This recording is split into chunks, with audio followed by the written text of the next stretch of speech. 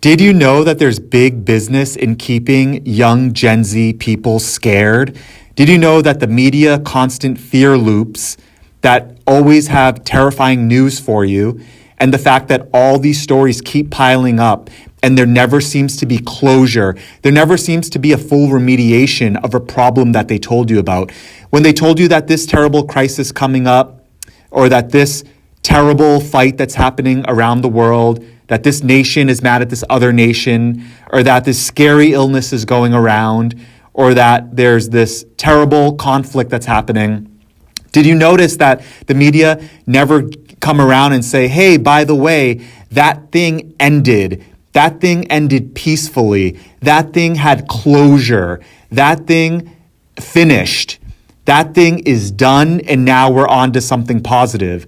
Why do you think the media wants to keep Gen Z scared? And why do you think they have these open fear loops that they're like these scabs that never seem to close? There's big business in medicating Gen Z and keeping them in a state where they feel anxious and scared.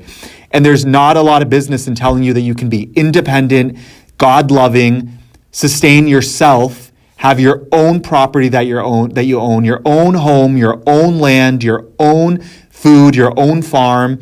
There's not a lot of business in the cure, but there is tons of money in keeping you sort of at the well, where you need their medicine, you need their substance, you need their validation. You're scared of getting canceled by saying the wrong thing. You're scared to color outside the line.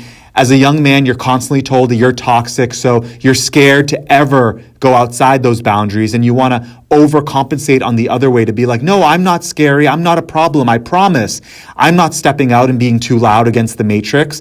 There's big money in keeping Gen Z scared and keeping them simple, and when they keep Gen Z scared, Gen Z stay inside and they order their food inside on an app instead of going out and farming or getting it at the store.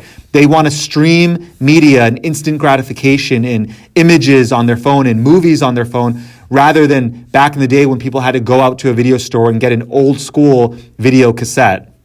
They want to keep you alone and isolated and in a constant reactive mode, rather than you aligning with God and Jesus and your own spirituality in the Bible to be like, I can forge my own path and I don't need to obey these slave lords and I don't need to conform to what these slave lords need.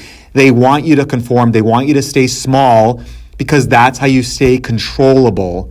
And so there's big money in keeping Gen Z terrified. What do you think about this? And also, how do you think Bitcoin interacts with this, or what do you think is the effect of you opting out of this system that's meant to keep you scared and having sovereignty over your own funds that no one can take from you? Because if you master your own keys, your own password, your own cold storage, your own seed phrase, no one can ever take it for you because it lives up here and it's something they could never take. They could even end your existence on this planet. They could delete you, but they could never get it because it stores up here if you commit it to memory. So what do you think about these potential resolutions for the fact that the world wants to keep Gen Z scared?